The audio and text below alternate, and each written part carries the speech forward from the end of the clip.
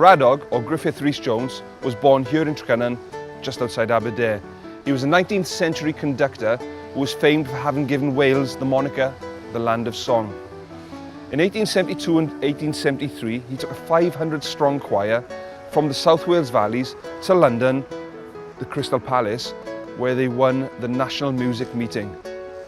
As a result of consecutively winning this competition, he changed the view of Wales in the nation from being an unruly and non-conformist nation to that of a nation of pride and passion.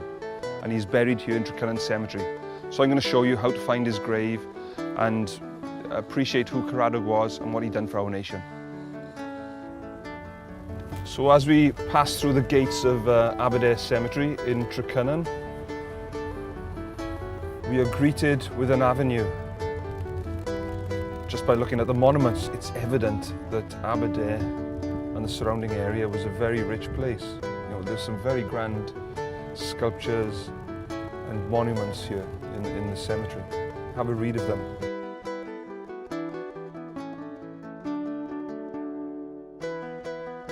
So taking a right, you continue down the hill.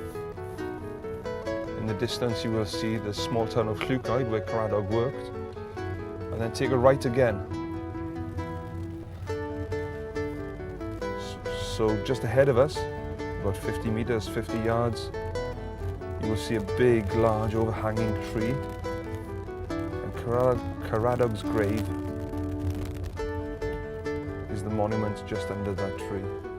You see a violin on the roof of the tomb and his bust carved into it, next to an old Celtic cross.